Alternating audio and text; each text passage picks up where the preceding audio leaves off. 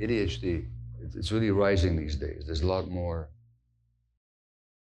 kids being diagnosed and medicated for this condition than there used to be. And again, it's considered to be one of these genetic medical conditions. Let's say I hadn't had lunch, okay? I have had lunch, but let's say I hadn't, and you were holding a chocolate bar in your hand, okay? And I'm really hungry. I might have an impulse to grab that chocolate bar and bite into it. That's the impulse. Anything wrong with having the impulse? No. Would there be something wrong if I acted it out? Yes, okay? So there's nothing wrong with having the impulse, but that's okay, because there's a part of my brain, and I'm pointing at it actually, it's right here, one of whose jobs is to regulate impulses, which is to say, Gabor, not right now, it's not your chocolate bar. Maybe you shouldn't be eating chocolate right now. That's impulse regulation. Addicts have very poor impulse regulation, and there's an even larger number of people, huge number of human beings, who completely lack self-regulation. And who are those? Children, young children. What does that tell us? It tells us that nobody is born with impulse regulation. It has to develop.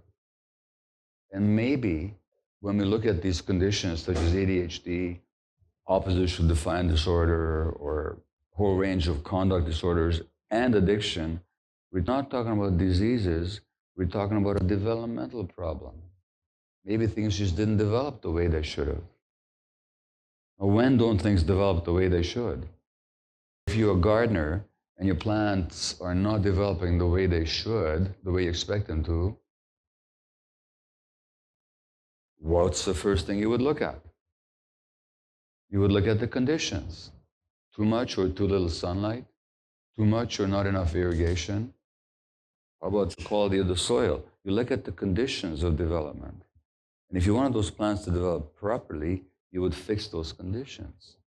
You wouldn't try to treat the plants for some kind of disease most of the time. You'd be looking at the conditions for development. Well, how if we recognized that most of the problems that people are troubled with are actually problems of development? And it's those developmental conditions that we need to look at. And then we'd be asking ourselves, what are the conditions in this society that lead so many people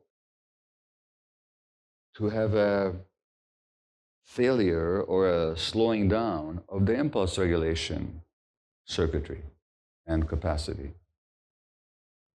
That's the first point. So it's a developmental problem rather than a medical problem per se. Number one. Number two, if you look at the tuning out of ADD, why do we have this capacity to tune out? I mean, nature gives us that capacity. Why do we have the capacity? There's got to be some reason for it. And it's easy to demonstrate. Anybody know what the reason is? Protection from overwhelming stress, right? Now, here's the deal. If I were to stress you right now by becoming abusive or threatening, what options would you have? You have the options of standing up and telling me to shut up, to stop talking to you that way. You also have the option of leaving. So you have the option of fight or flight. And if you couldn't do either, you would also have the option, given that there's many dozens of people here in the room with you, you'd have the option of asking for help. But what if I were to stress one of you and you didn't have the option to ask for help or to escape or to fight back? Then what would you do? Well, you wouldn't do anything.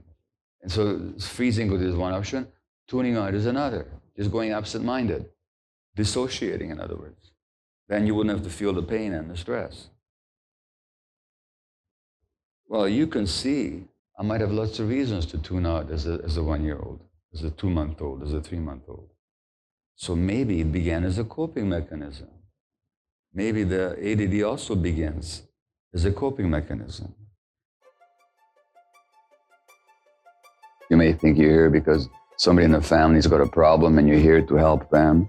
What I'll be telling you throughout the day is that actually each one of us is here for ourselves.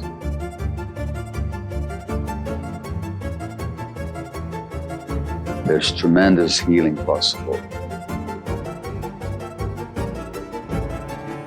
Is anybody ever really whole? Yes, they can be.